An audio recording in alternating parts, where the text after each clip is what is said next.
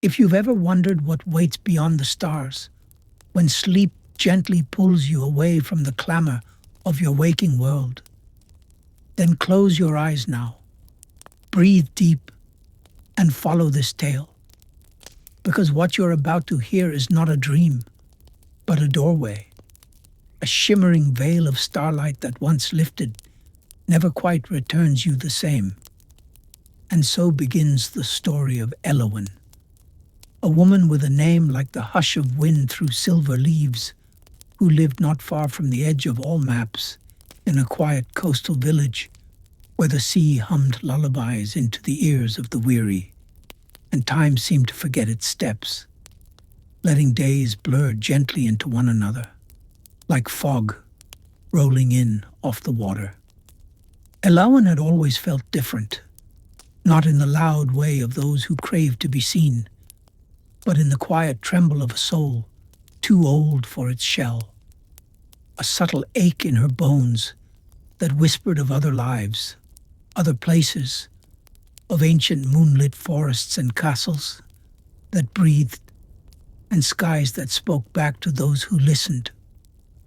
But in the waking world, she sold herbs and stitched talismans, spoke little, and let the silence keep her company, until the night the tide pulled farther than it ever had, exposing a glimmering path of smooth stones, leading away from the shore into a fog so thick and silvery it shimmered like woven moonlight.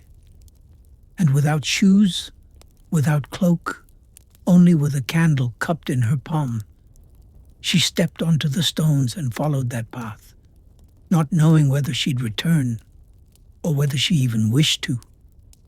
For something in her heart had stirred like the opening of an ancient door, long buried beneath layers of ordinary days.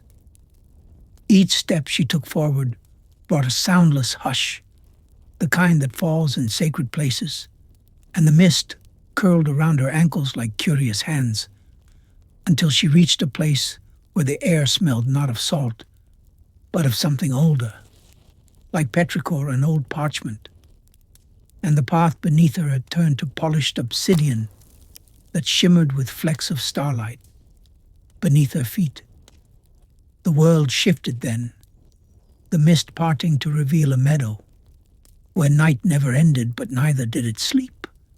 Soft stars glowed on stalks like dandelions, and in the center stood a tree, unlike any in her world, tall and silver with leaves shaped like feathers, its bark warm and pulsing gently like breath, and from its branches hung glowing orbs that sang the softest lullabies in a language only the heart could understand.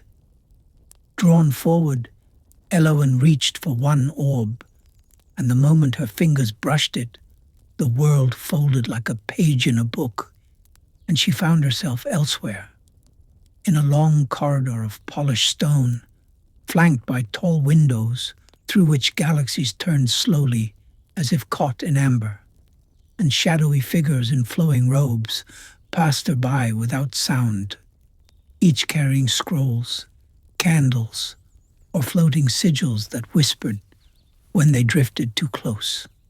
She wandered through halls without names, through libraries where books flew like birds from shelf to reader, past rooms where sleep was harvested like fruit from dream trees, where sleepers from her world lay beneath soft canopies as beings made of light coaxed memories from their brows into crystal vials. And she came to understand, slowly, that this place, this immense dreaming realm, was older than time, and had long watched over the sleeping minds of mortals, gathering their hopes, their fears, their stories, weaving them into the constellations that guided fates. And in this place, her name, Elowen, was known as one long awaited. In the Hall of Echoes, she was greeted by a being with eyes like eclipses and a voice like waves under ice, who told her she had once been a keeper, one of the few who guided dreams to their sleepers and ensured nightmares were softened before reaching the innocent. But long ago, She had fallen, choosing a mortal life to experience love and sorrow. And now she had returned, not as a visitor, but as a reawakened soul, and her path forward was hers to choose. Return to the world of fog and salt, or stay and walk once more the starlit paths, helping lost dreams find their homes. As she stood beneath a great dome that displayed every dream currently unfolding across the worlds, she saw a little boy dreaming of dragons, a grieving woman dreaming of a field where her child laughed again, a sailor dreaming of land beneath his feet, and she felt her chest ache with a kind of joy that demanded no sound, only tears, and without hesitation she whispered, "I will stay." And the being bowed once, pressed its fingers to her brow, and memories unfolded like petals. Memories of her as a winged being of soft fire, guiding dream seeds into the minds of sleeping kings, of casting protective nets to keep despair from children, of singing ancient lullabies into the fabric of the night. With every step deeper into the dreaming sanctum, Eloin shed the heaviness of her mortal skin and emerged anew, clothed in starlight and memory. Her hair a river of soft black pierced with constellations. As the violet mist slowly recoiled back into the trembling soil of the grove of sleep, and the murmuring crystal winds settled into reverent silence, Seraphine's closed eyes stirred beneath trembling lids, for the dream memory she had shared with the realm, the vision of the first light, had only just begun its echo, and the sleeping trees, with leaves like translucent moons, began humming again, as though the forest itself knew that her journey through the veil of forgotten origins was not the conclusion, but merely the opening sigh of something far deeper, far more entwined with the heartbeat of this age-old land. For though her limbs remained soft with dream trance, and the breath in her throat fluttered like a night bird, her soul had already left her flesh once again, traveling deeper beneath the roots of that dreaming forest into the hollowed chambers of the Earth Mother's cradle, where stone pulsed like living tissue, and ancient tongues whispered not in language, but in scent, vibration, warmth, and magnetic ache, and Seraphine's essence, neither light nor shadow, but a swirl of potential, entered the chamber of whispers, a place where time knelt and eternity whispered through shifting murals made of sand and memory. And there, waiting with a crown of starlit moss on her head and robes woven from lost lullabies, stood the scribe of the inner worlds, a being whose voice could only be heard when one forgot their own name. And so Seraphine, letting go of all titles, memories, and even the sound of her mother's laugh, stood utterly empty, open as the first breath of the universe. And the scribe stepped forward, placing a finger, long as a river and cool as nightfall, upon her forehead, inscribing into her mind the map of echoing depths, a labyrinth not drawn with lines but experienced through unfolding waves of sensation. Each step she would take from now on, guided not by thought, but by resonance. And as the chamber of whispers dissolved into warm gold dust, she found herself standing at the base of the root spire, a colossal tower not built but grown from the core of the world, spiraling upwards into stars unseen and depths unexplored, with doorways carved from ancient sleepstones pulsing gently along its body. And the first doorway she approached shimmered with sorrow, not hers, but that of an entire forgotten civilization, the Aeoliths, whose dreams were so vast they carved floating isles in the sky. And as Seraphine stepped through the threshold, she was no longer herself, but a vessel within the Aeolith dream, walking among beings made of spiraling air and liquid emotion, who spoke in bursts of harmonic chords, each conversation a melody that made her heart ache and expand at once. And they showed her their sky gardens, suspended by threads of gravity, reversed through love rituals, and their libraries of flowing ink, where every word was a living fish, swimming across glass currents and through their most sacred place, the chamber of shared silence, where thousands gathered not to speak, but to feel the pulse of the one dream they all nurtured, a dream of becoming light so harmonious it would never need to speak again. And in that moment, Seraphine understood. These were not mere memories she wandered, but layers of the same cosmic mind, and she was being trained not to explore but to merge, to become the bridge between the fragmented soul pieces of the universe. And as the dream world of the Aeoliths folded into feathers and scattered into her spine, she ascended further up the root spire, her senses now deeper, her breath echoing with eons of understanding, until the next doorway appeared, not shimmering this time, but gently weeping as though it mourned its own knowledge. And she entered to find a world inverted, where trees grew downward from floating mountains, their roots dipping into the oceans above, and gravity was emotion, pulling her only when she felt sorrow or longing, freeing her whenever she reached serenity. And she met a guide here too, Anashe, a being made of fractured moonlight, who taught her to fly not by wings but by forgiveness. And together they journeyed across the inverted lands, collecting the dreams lost by wanderers who had forgotten how to cry.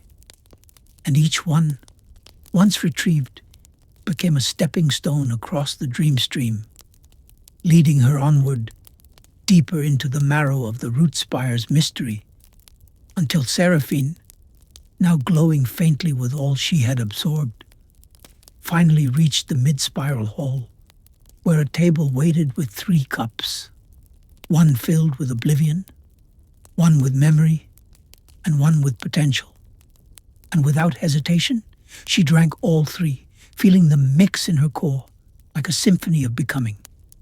And at that moment, the tower shook, not with destruction, but with awakening, and the very fabric of the spire shifted, revealing a hidden shaft spiraling not upward or downward, but inward, into the axis of origins, where all dreams, all lives, all regrets. As Seraphine's feet gently touched the velvet moss of the grove of sleep once more, the hush of the dream-saturated forest embraced her like a womb returning a child, born of silence. And though the moonlike trees bowed slightly in reverence, their silvery leaves glimmering with soft auroras, it was the ground beneath that pulsed with the deepest recognition, for the earth itself remembered her now, not merely as one who passed through, but as a bearer of the axis, a vessel of restoration and reckoning. And as she stood there, half breath, half stardust, new pathways unfurled before her, paths that did not exist in space, but in intention. And one such path shone brightest, winding like a thought through the air, carved by her desire to understand the fracture she had seen within the axis of origins, a discordant silence that loomed like a shadow without form.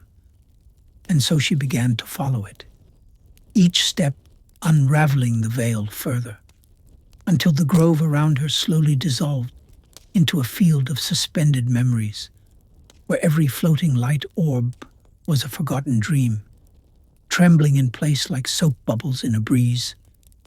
And as she walked among them, they began to reach out, not with limbs, but with longing. And she saw flashes within. The first poem written by a child who never spoke again, the last kiss of a dying queen whose lover forgot her name, the unfinished lullaby of a mother who vanished in sleep, and Seraphine, with a heart now attuned to their ache, gently guided each orb into the threads trailing behind her, like a comet's tail, weaving them into a song of recollection.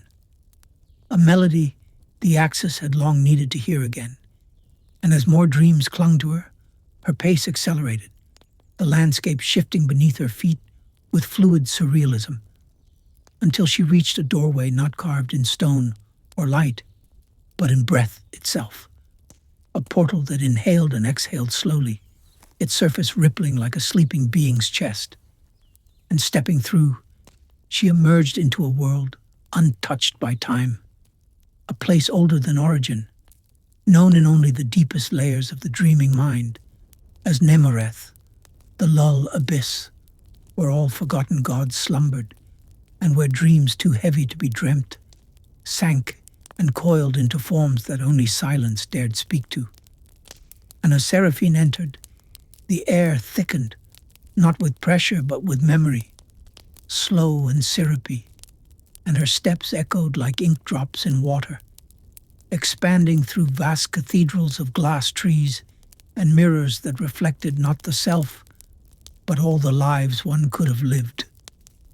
And there, at the center of a mirror lake, lay the harrowed bell, a colossal instrument submerged halfway in translucent water, forged by the first dreamer to awaken the dormant choir, should the Axis ever bleed silence. And as Seraphine approached it, shadows stirred beneath the waters, sleeping deities whose eyelids were etched with galaxies, their breaths birthing brief constellations, and one among them, Elthera, the goddess of unfinished cradles, opened her gaze, revealing an iris of infinite spirals, and said not in words but in pulse, "You have heard the silence that unravels. Will you ring the bell and disturb the slumber of those who forgot they were divine?" And Seraphine, heart trembling with the burden of knowing and the duty of echoing, placed both hands upon the cool, moss-covered rim of the bell, closed her eyes, and channeled the song of recollection, pouring all gathered dreams into its silent mouth. And the moment she did, sound shattered across the abyss like light breaking into stained glass.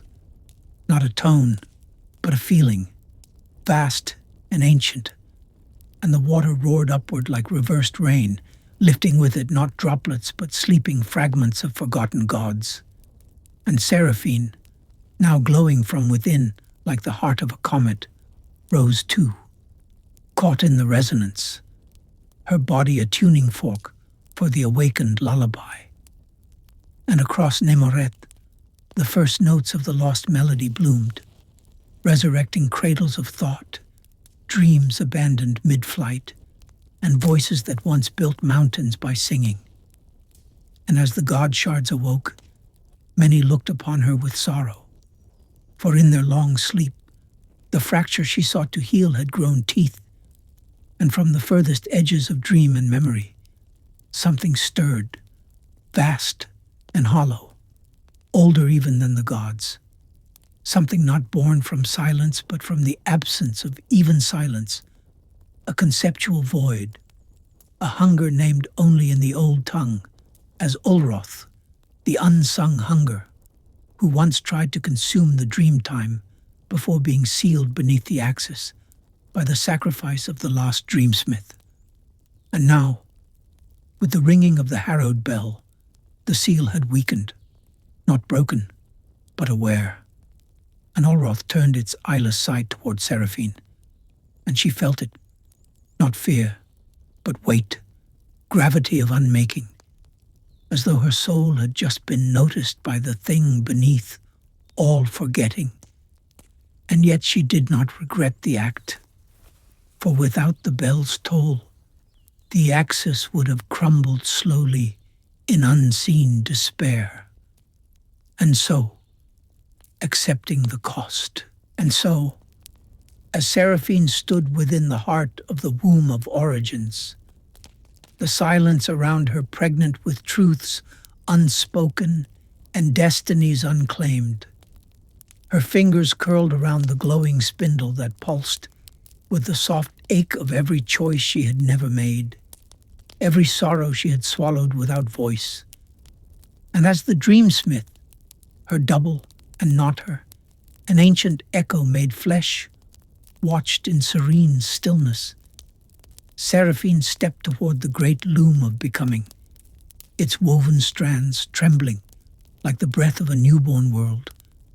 And with a steady hand, she began to thread her essence into it, spinning not merely yarn, but memory, regret, hope, fear, and love into patterns too complex for any eye to see, but which the loom accepted without judgment, for it only knew to receive and transform. And as her life spilled into the weave, her birth under a crescent eclipse, her childhood dreams of flight, the first time she loved, and the moment she lost. Images danced in the tapestry's forming body, shimmering like fireflies caught in amber fog. And yet even as she wove, she began to feel the hunger again, the pull of Ulroth, the unsung hunger, not as a thing pressing from without, but as a whisper from within, a gnawing thread trying to slip into her weave, to tangle her intent and sow dissonance into the cloth of reconciliation. And her hands trembled as a shadow bled across her vision, showing her a version of herself cloaked in void, unraveling instead of creating. And for a moment she faltered, nearly dropping the spindle. But then the loom itself responded, humming in low, resonant tones like a lullaby sung by forgotten ancestors, and it steadied her, reminded her with its vibrations that creation is never without fear, that light exists not because of the absence of darkness, but because of the courage to burn within it. And with a deep breath that tasted of starlight and root song, Seraphine resumed the weave, now spinning in counterpoint to Ulroth's subtle tug, balancing her thread against its void-like pull. And for every moment the hunger whispered, she answered with a memory of kindness. For every flicker of despair, she stitched a fragment of joy remembered. And so the tapestry grew, complex and vast, until the loom stopped on its own, the thread trailing from her spindle now completely woven. And in its final shimmering image, she saw not herself, but a door made entirely of breath, rhythm, and color, guarded by an impossible being made of shifting names, who only allowed passage to those who remembered their first dream, not their oldest, nor their most recurring, but their first, the dream born before they had words, the one nestled deep beneath the folds of waking thought. And the dreamsmith turned to Seraphine, her face now clearly aging with sorrow and pride, and whispered, "Only one who carries their first dream can walk through," then vanished like smoke, returning to sky, leaving Seraphine alone with the tapestry, which folded itself into a key shaped like a spiral of tears, and placed itself in her hand. And as she walked toward the breathing door, the space around her became dense and warm, not suffocating, but comforting, like being wrapped in the arms of 1,000 sleeping minds. And she reached out with the spiral key, which unraveled into pure light as it touched the threshold, dissolving the barrier in a soundless exhale. And what lay beyond was not a chamber or realm, but a thought made real. A shore beneath a black ocean that reflected not stars, but the dreams of those who would be born in the future. And from its endless waters rose a figure cloaked in mirrors, its face made of constantly shifting eyes, none of which blinked, and it spoke with a voice composed of every lullaby ever whispered in fear or love. "You carry the loom's echo, but the mending is not yet complete. Ulroth stirs beneath all dreaming. You must seek the harmonic well, where silence drinks light, and the final song was buried to save the minds of mortals. And Seraphine nodded, stepping onto the mirrored waters, which did not ripple but harmonized with her tread, each step releasing gentle melodies from the surface. And behind her the world of breath faded, and ahead stretched the dream-tide path, where forgotten lullabies served as stepping stones. And as she walked, she met guides along the way, beings made of scent and memory, like the perfumed fox who once taught a dying queen how to sleep without fear, and the mnemonic moth who carried pieces of memory lost to trauma, fluttering around her, whispering stories that had no words but made her weep.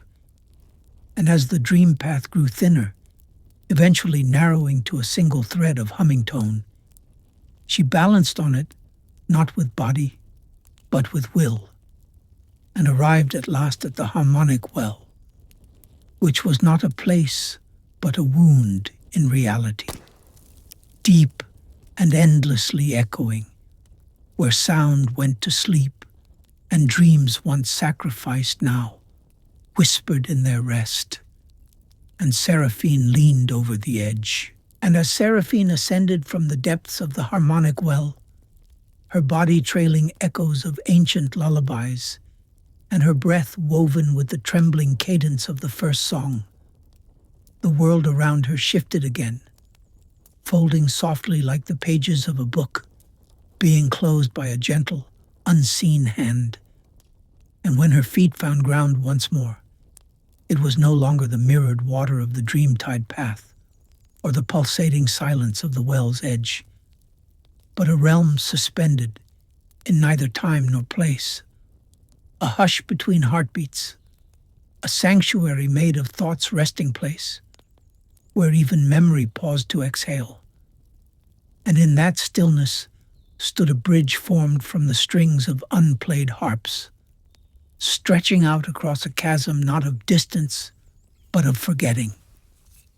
This was the threshold of Lethe, where every dreamer who had once glimpsed truth chose to forget it, to return to the comfort of illusion. And the harps sang gently beneath her tread, releasing faint notes that stirred visions from her past, her mother's voice singing to her in the dark when storms wept against the windows, the whisper of her first fear when shadows moved without cause, the warmth of a hand held too briefly before it faded into death.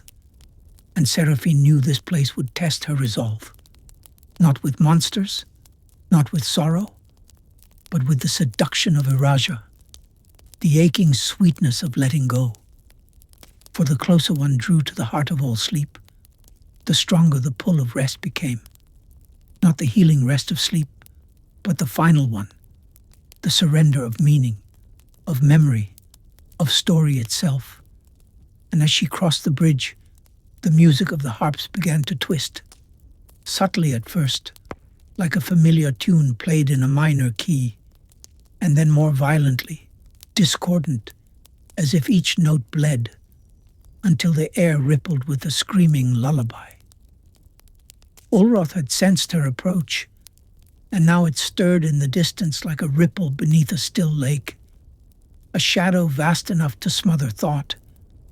And suddenly the bridge beneath her convulsed, its strings snapping with howls of grief, and Seraphine fell, not downward, but inward again, this time into a maelstrom of forgetting, the sea of unnames where everything lost was hidden, discarded dreams, abandoned truths, songs sung only once and never remembered. And here the air was thick with sorrow, with the scent of forgotten birthdays and unspoken apologies.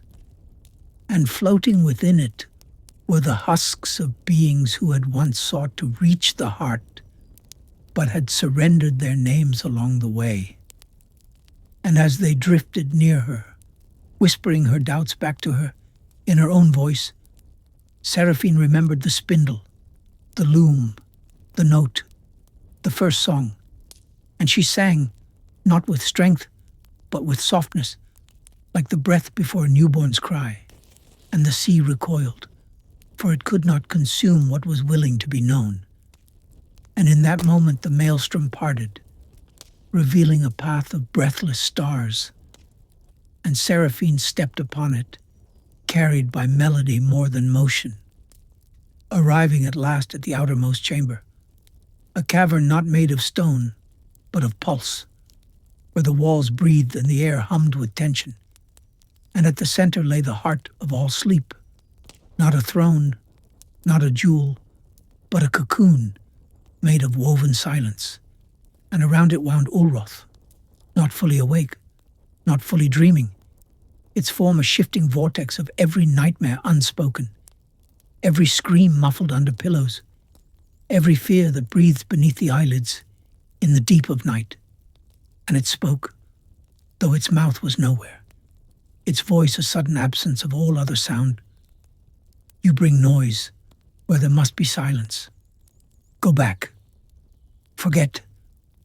But Seraphine did not flinch, though the air around her trembled, though her bones felt as if they would unravel, and she stepped forward, each step unraveling part of herself, her name, her story, her shape. But she held on to the song, humming it beneath breath, letting it anchor her when even thought began to dissolve. And the moment she reached the cocoon, her hand trembling as it touched the woven silence, Ulroth surged, not with rage, but with a terrible calm, coiling around her like regret given shape. And it offered her peace, not by gift, but by theft, whispering a version of life where she had never known pain, where she had stayed a child safe in her mother's arms, where she had never heard the song and thus never had to carry it. But she refused, gently, silently, singing instead a note that resonated not with Ulroth's hunger, but with its origin, its root, the pain it had once been before it forgot itself.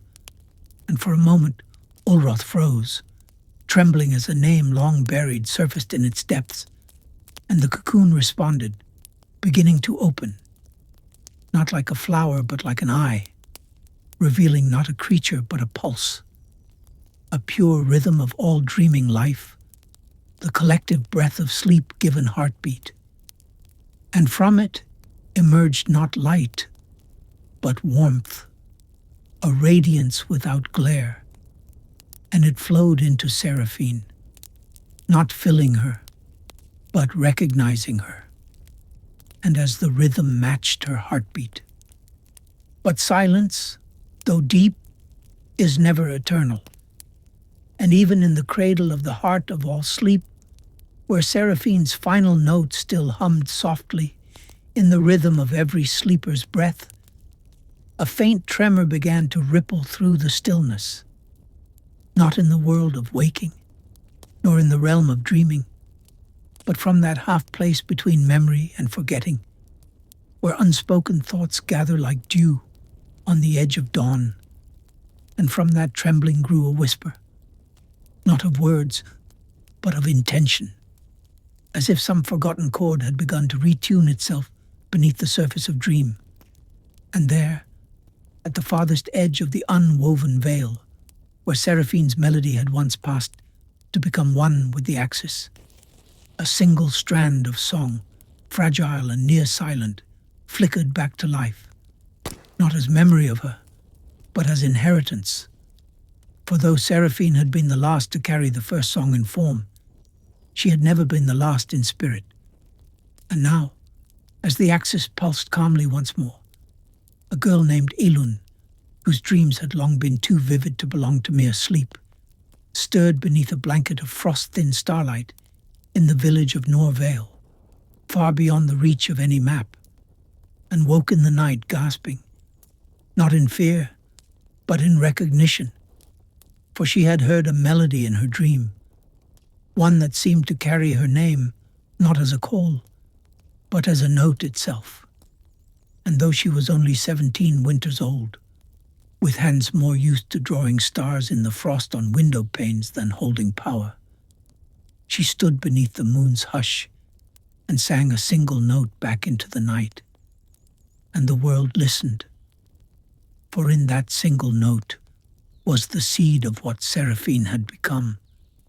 And across the far-reaching places of sleep, echoes stirred, old memories blinked open, and hidden watchers turned their gaze once more toward the mortal world.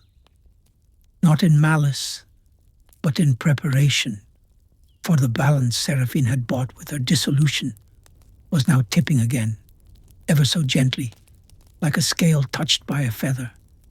And Elune, unsure of herself, unsure of her place, felt a stirring within her bones, an ache that was not pain, but awakening. And as she wandered into the woods behind Norvale, led by a melody only she could hear, the trees began to lean inward, whispering in a dialect of rustling leaves and forgotten lullabies.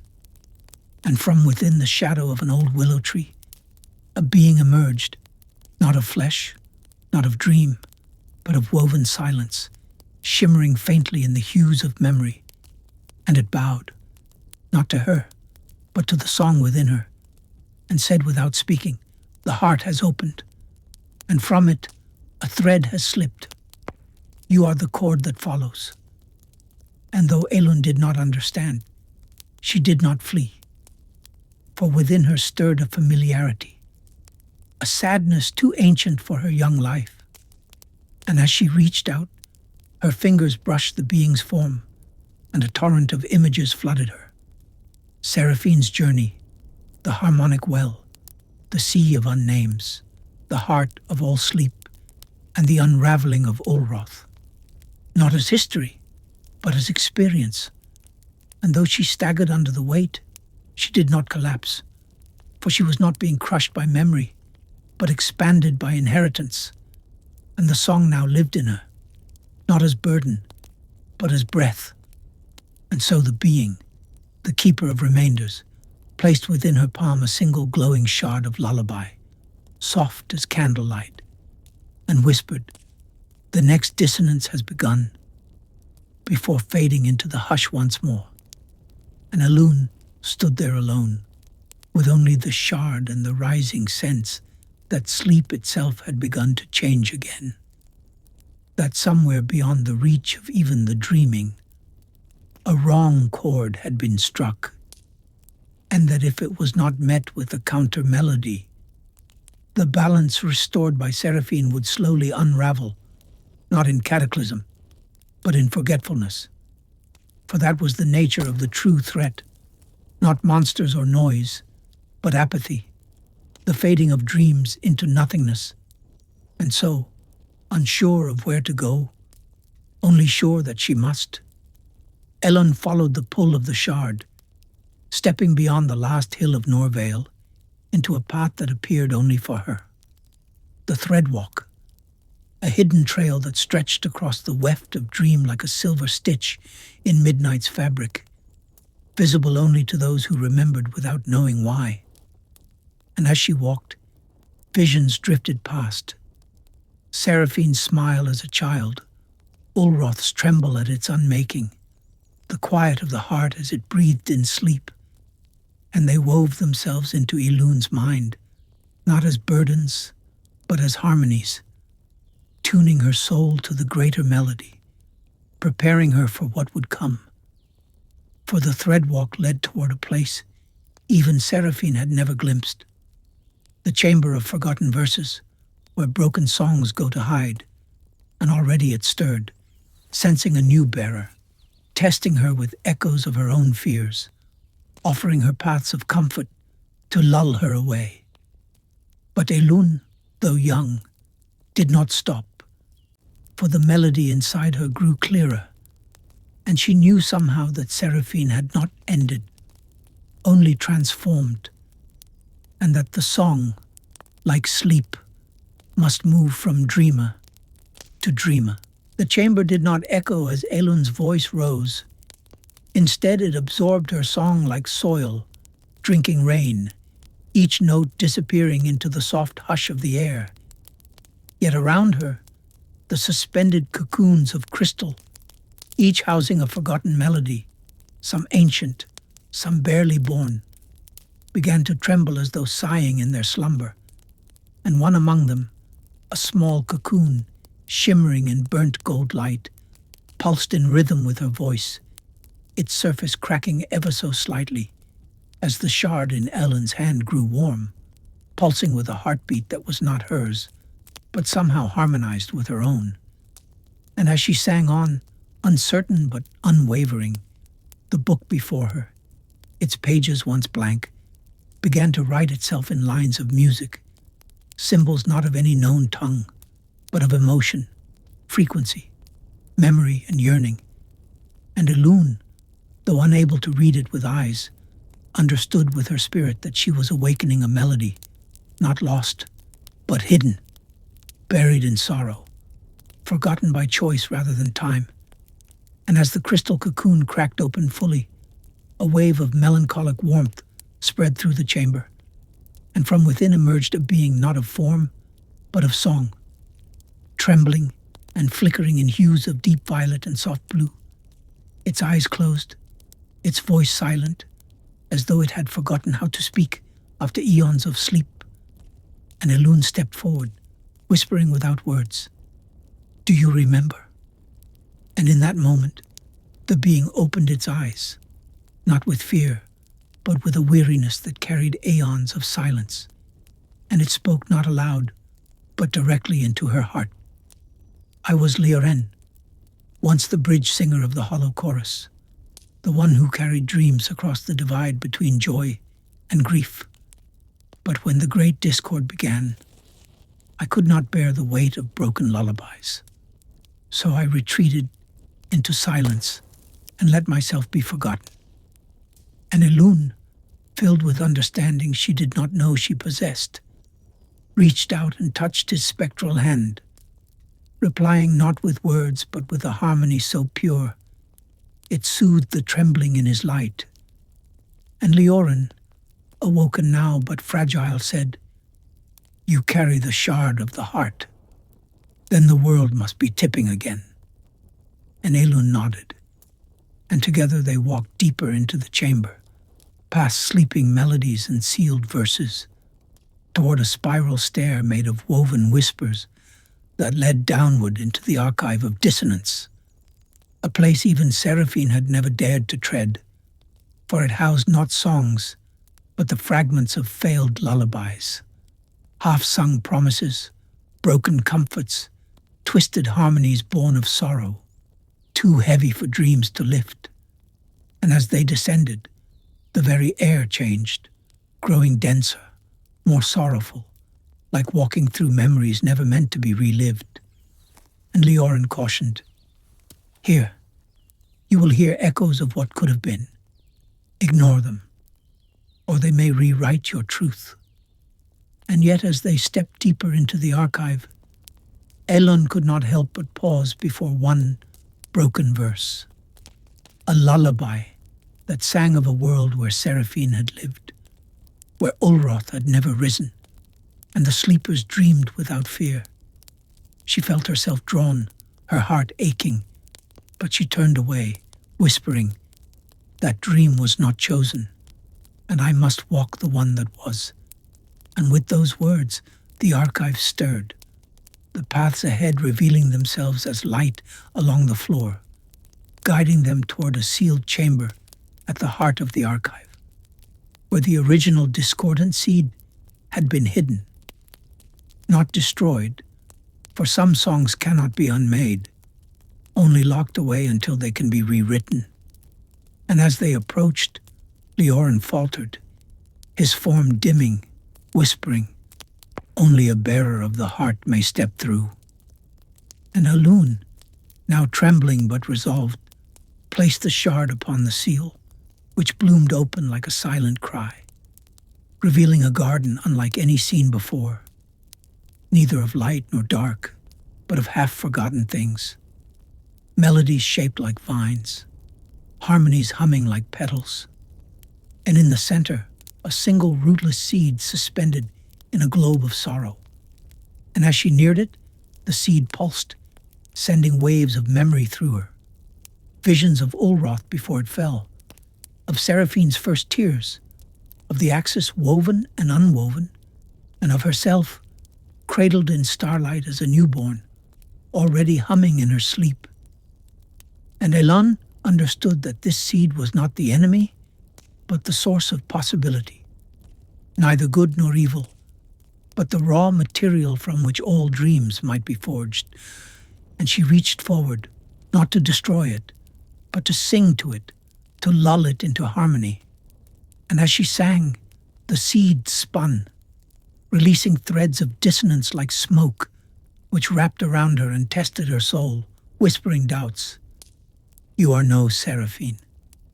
You are no dream keeper. You are only a girl. And for a moment, her voice faltered. But then came Leoren's hum, and then a hum from the shard itself, and then the memory of Seraphine's final note filled her spirit like dawn. And she sang again, louder, with all the beauty and brokenness of being human. And the seed, at last, softened, the dissonant threads falling away like petals in wind. But even as Ellen stepped forth from the chamber of the forgotten verses, the melody she now carried humming softly in her palm, like a slumbering infant heart.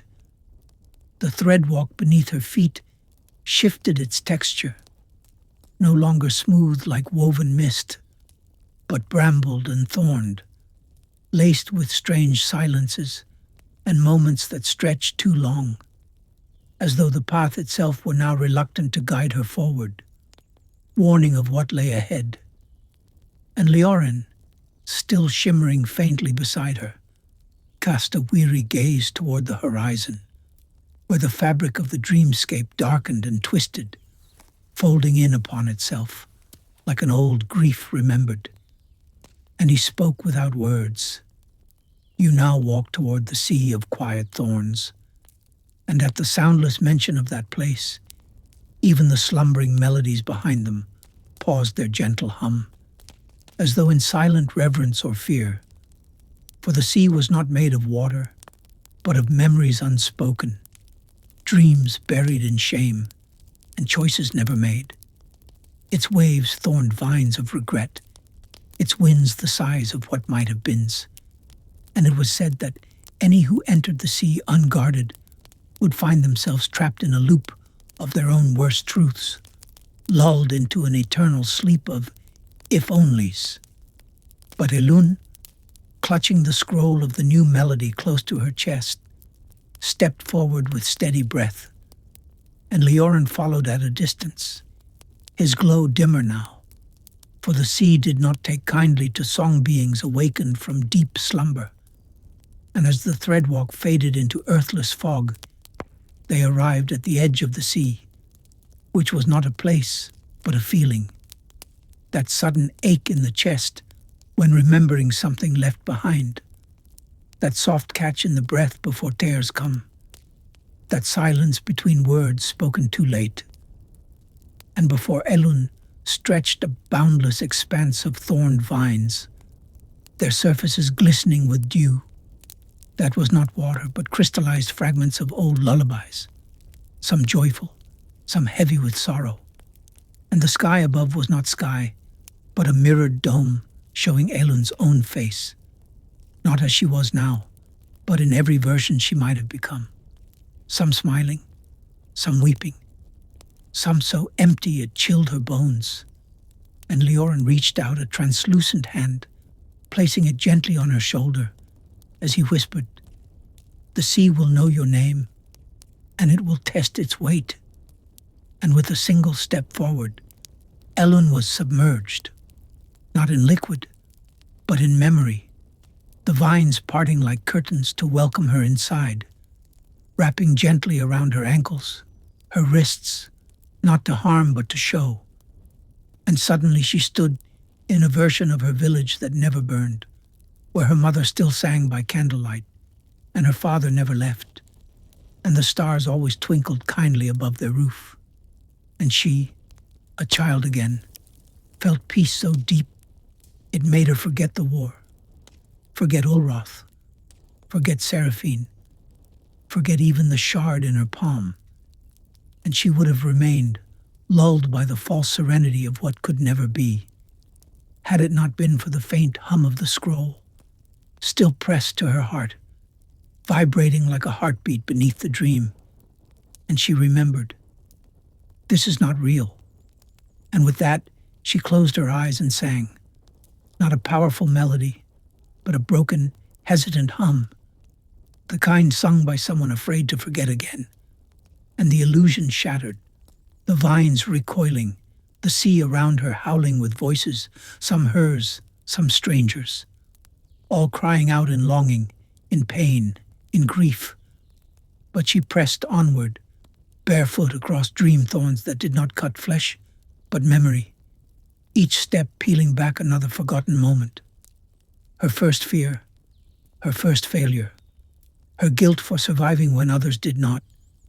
And as the sea grew darker, she met the figments, ghosts born from the sea itself, who wore her loved ones' faces and spoke her doubts aloud. You were too slow. You should have stayed.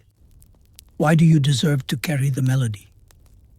And Elune fell to her knees, sobbing into her palms, her resolve buckling until Leorin's faint glow touched her once more.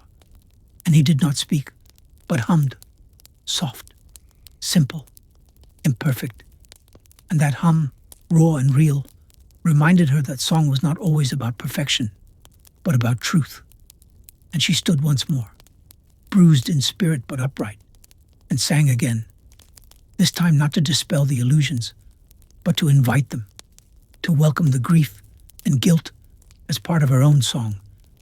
And the sea responded, not with fury, but with release, the vines retreating, the thorns softening into petals, the sky reflecting not her many selves, but just one, the girl who had walked through sorrow and still sang.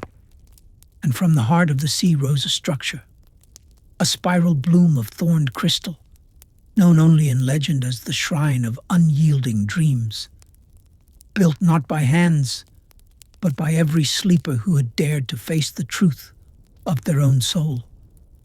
And at its center floated a single petal, black as midnight, pulsing with potential. And Leorin whispered, this is the petal of contrast, forged from the acceptance of grief. It must be woven into your melody if you wish for it to lull even the wounded to rest.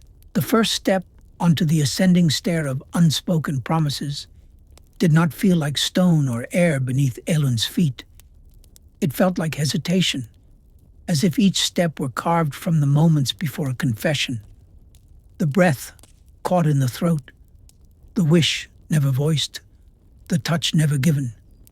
And as she climbed, the very air around her shimmered with quiet intent, thick not with fog, but with potential, with things left unsaid between souls.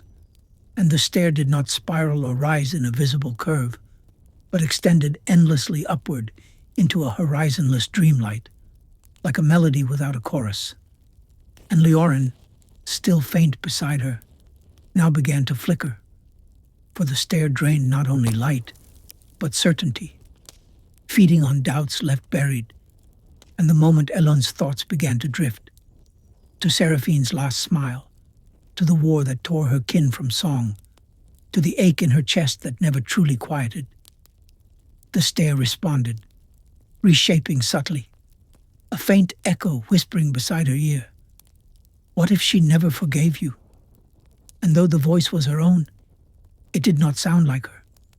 And when she turned, there was no one there, only mist forming shadows that flickered into the forms of people she had once loved or feared or failed. And these were the echo thieves, creatures of doubt and silence, born of every unspoken word, who fed not on blood or flesh, but on intention, and their touch was not pain, but forgetfulness, stealing pieces of one's purpose with every false embrace. And Elune faltered as one took the shape of her father, stepping forward with arms open, eyes full of the warmth she remembered, whispering, "Just rest. Don't climb. Come back home." And her hands trembled, feet slowing, heart aching for that comfort. But from within her scroll came a quiet chime, low and steady, the melody now too honest to be fooled. And she remembered that her father's lullabies had never ended with the word rest. They had always ended with rise. And she stepped through the illusion, shattering it into motes of silver that screamed in frustration. And Leorin steadied again, his light brightening faintly as the stair began to shift once more, now narrowing, the steps pressing closer together, each one smaller than the last, forcing Elun to shorten her stride, to breathe slower, to think with care. For now the stair required intention with every motion, and the silence around her thickened into a near tangible fog, where every errant thought might become a distraction that cost her dearly. And so she did the only thing she could. She sang, not loudly, but in a soft, steady whisper that kept her breath even and her mind focused, the melody weaving around her like a thread of self. And through this song, the illusions began to falter, though not all vanished, for some truths were too deeply rooted to dismiss, and so she learned not to fight them, but to sing through them, to make space for sorrow and hope alike in her voice. And the stair began to respond, humming beneath her feet, as though recognizing her honesty, until at last she reached the threshold of oaths, the final platform of the stair, where the path split in three, each direction shrouded in mist, each leading to a different truth. And standing at the center was a figure, cloaked in star-woven threads, its face not hidden, but shifting constantly between visages Elun recognized. Her mother's, her brother's, Seraphine's, even her own. And the figure held out a bowl carved from moonstone, filled not with water or fire, but with swirling silence. And it spoke, not with voice, but with resonance. To continue, you must surrender one promise never spoken, not one you made, but one you meant to. And Elun's breath caught, for she knew at once which promise it meant, the one she had meant to whisper to Seraphine before the battle, the one she had kept in her chest all these years. I will find you in the next dream. She had never spoken it aloud, afraid it would make the goodbye too real. And now, in this place between soul and sound, she dipped her fingers into the silence, letting that unspoken promise flow from her heart into the bowl. And the moment it left her, something opened. Not a door, not a gate, but a passage, carved of light and breath, leading into the ancient region of the dreamscape, known only as the cradle of the first sleepers. A place whispered about in ancient lullabies and forgotten hymns, said to be where the first beings had dreamt the stars into existence. And as she stepped forward, the melody in her scroll shimmered with new clarity. Quieter now, yet heavier with truth, and Leorin did not follow, for he could not enter this place. And he bowed deeply, his form already beginning to fade, whispering, I was only ever a guide, Elun. Your song is now strong enough to walk without shadow. And with a soft farewell, he vanished, his light settling like dust on the edges of her cloak. And Elun, alone now, yet not truly lonely, stepped into the cradle. The moment Elun crossed the unseen threshold into the cradle of the first sleepers, she felt the world shift. not abruptly, not with a jolt, but like a breath that had been held for eternity, finally exhaled in silence. And the ground beneath her feet was not earth or stone, but memory made solid, a terrain shaped by dreams too vast to contain, and yet too delicate to fully define. And the air shimmered with translucent shapes, moments not yet lived, lullabies not yet sung, and shadows of celestial beings who once weaved the constellations with laughter and wept galaxies into bloom. And here, Elun could feel the ancient hum of the dreaming one, not as a sound, but as a gravity, a pull upon her very soul. For this place was not governed by logic or form. It answered only to resonance. And in this space where thoughts breathed and feelings had shape, she saw them, slumbering titans the size of cities, curled beneath canopies of nebula trees whose branches dripped with aurora petals, and atop one vast lotus-shaped plateau of clouded sapphire, nestled beneath a canopy of songless birds, lay a form unlike the others. Not massive, not armored in celestial stone, but still, wrapped in robes of woven dusk, its skin glimmering with patterns that shifted like wind over water.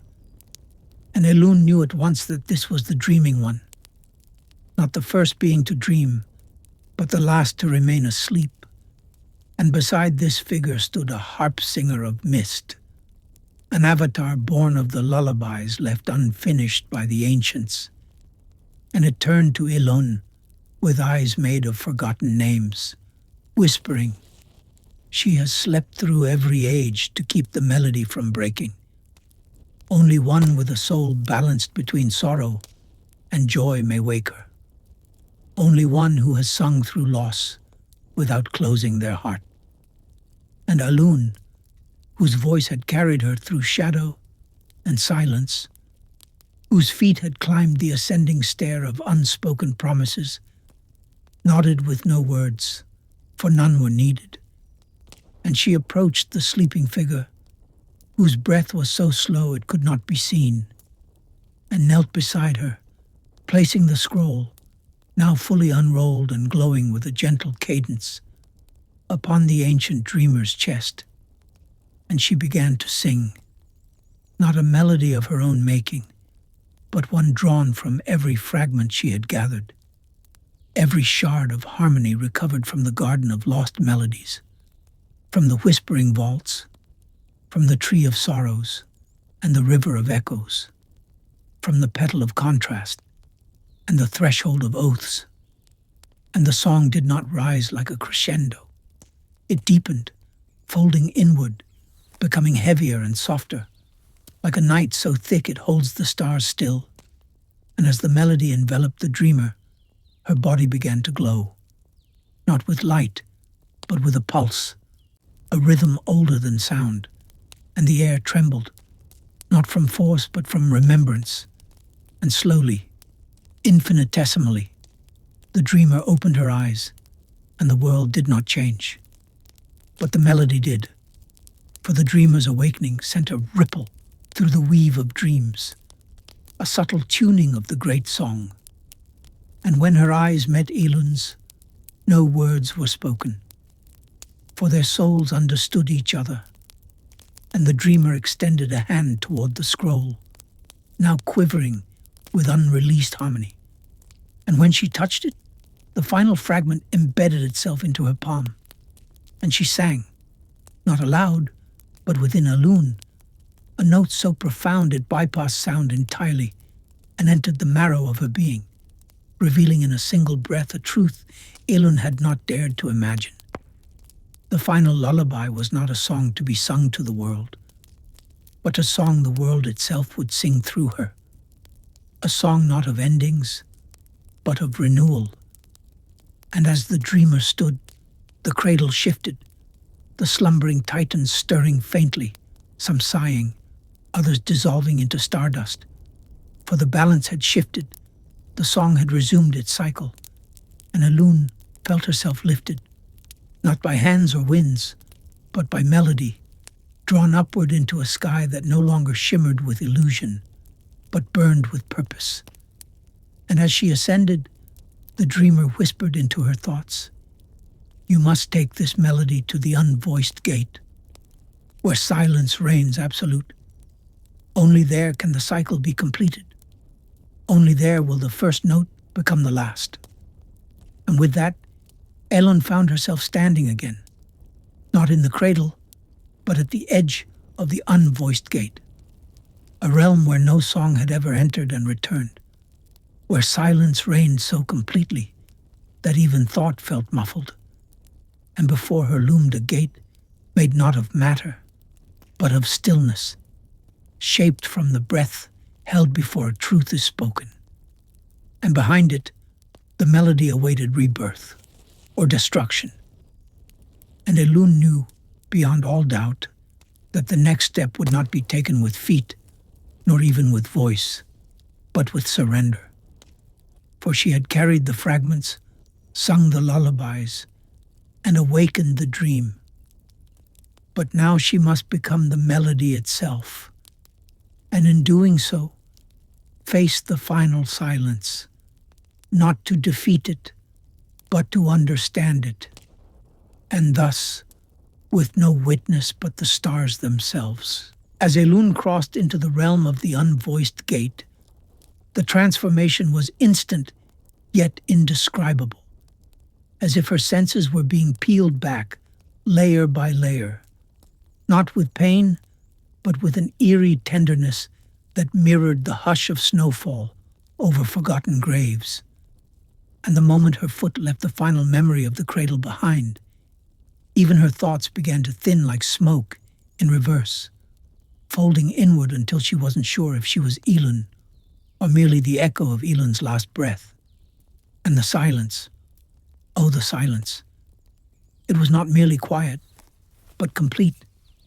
It was the silence before time began, the pause between the heartbeats of creation, a stillness so absolute that her presence within it was like a disturbance, an anomaly being smoothed out slowly by the eternal still.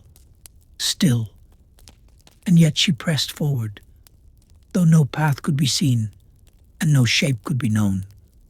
For here, light and shadow made no distinction, and all boundaries dissolved into the vast hush that surrounded her from every direction.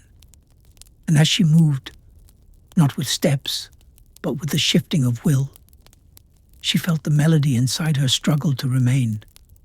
A song that had once been vast, now compressed to a single note, a vibration tucked inside the final cell of her being, trembling against the crushing weight of nothingness.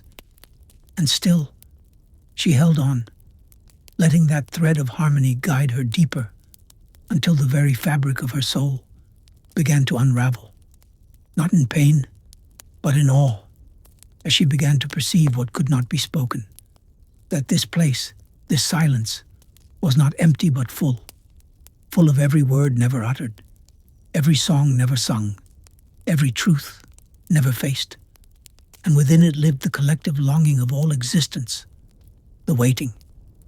And suddenly, she was not alone, for from the formless void emerged beings of pure quiet, not shadows, not ghosts, but entities shaped by restraint, sentient silences, cloaked in robes of stilled wind, their eyes vast voids reflecting all Elun had ever felt, but never dared voice.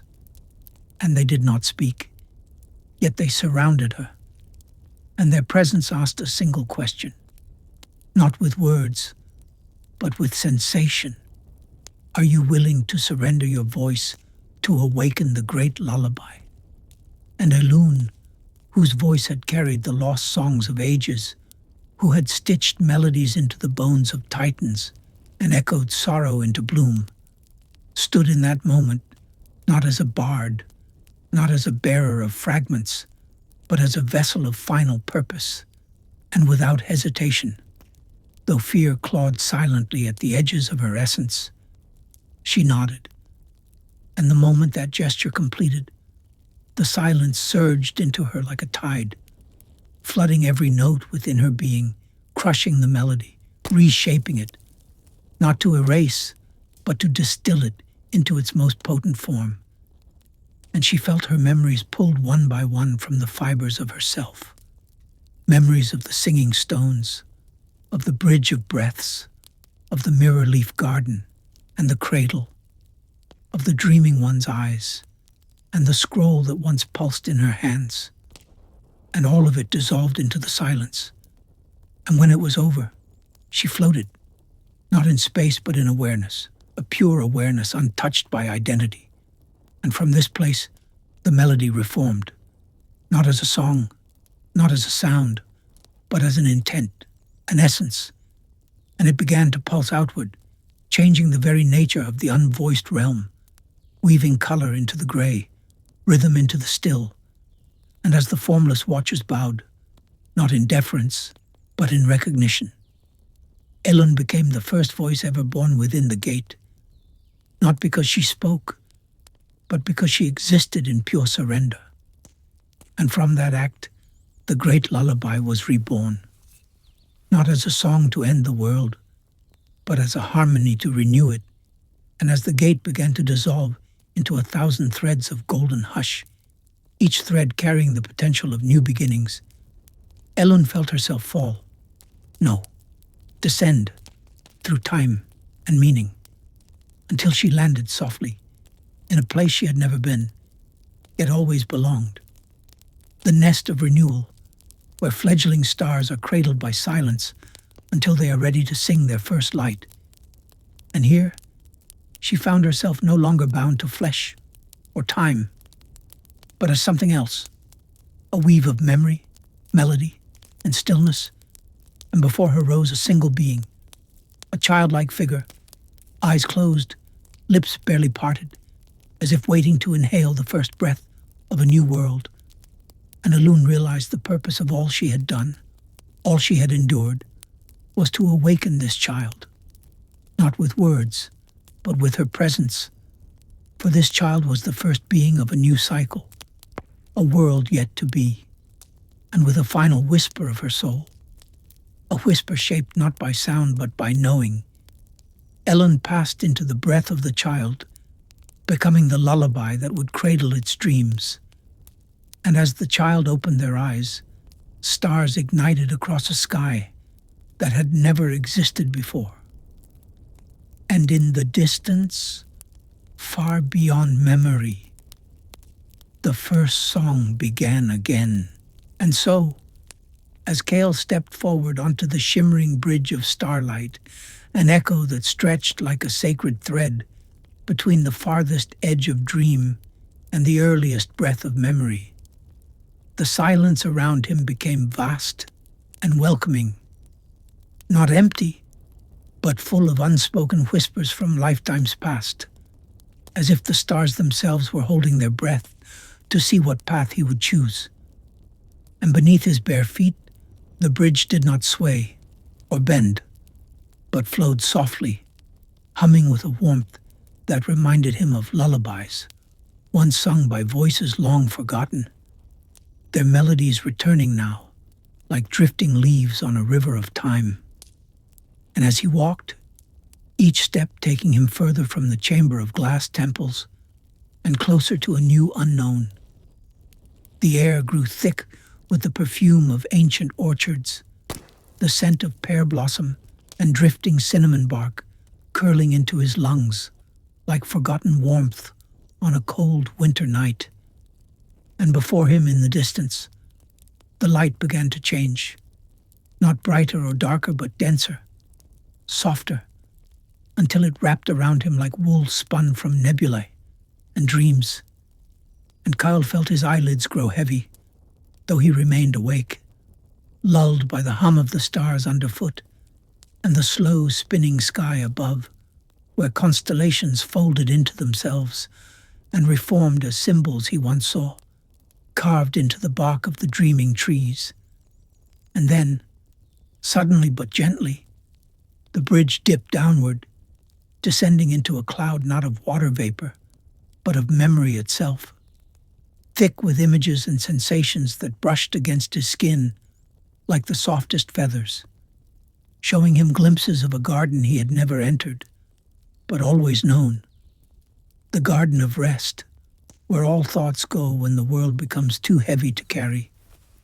And as he reached the cloud's center, he saw an ancient gate hanging not on hinges, but suspended in the air by song. A gate carved with winding vines and open palms, as though the very act of welcoming was its only purpose. And when Kyle touched the gate, the song that held it trembled and opened for him, not with a creak, but with a sigh, revealing a vast field of floating lights that moved like fireflies in slow motion, each one pulsing gently. And he knew somehow each was a resting thought, a dream that had chosen to sleep forever instead of waking again. And walking slowly among them, he could feel their quiet peace, their soft surrender. And from somewhere within this sacred hush, a voice as soft as the movement of clouds began to speak, not in words, but in rhythm and breath, telling Kyle that this was not an end, but a pause, that every spirit must rest before it rises again. And as he followed the path made of whispering grass, the horizon bent gently upward into a curve, revealing not a sky, but a sea suspended in the heavens, where great whales made of starlight swam through soft tides of twilight. And he lay there for a while, his body melting into the hush, letting the field cradle him like a mother holding a child who has forgotten how to cry. And in that vast field of drifting lights, Kale closed his eyes, not to sleep, but to listen more closely. And in that quiet, he heard the heart of the world beating in slow, distant rhythms, each beat telling him he had nothing left to run from, nothing more to prove, only this one long exhale to follow. And as he did, the air thickened again, folding around him like a soft cloak, and Kale let himself drift sideways through it, not falling or rising, but simply floating, carried by the breath of the dream itself. And when he opened his eyes again, he was lying in a field of glass flowers, under a sky where the stars hummed lullabies. And beside him sat the figure from his first sleep, the one who had whispered his name in the beginning, now silent but smiling, with eyes like endless night, and hands that glowed gently as they reached toward him, not to touch, but to offer. And Kyle, without needing to ask, reached back, and the moment their fingers met, the field dissolved into velvet darkness, and a warm golden pulse wrapped around his spirit, guiding him deeper, not toward awakening, but toward the gentlest forgetting, the kind that feels like sinking into a dream from which no one needs to wake.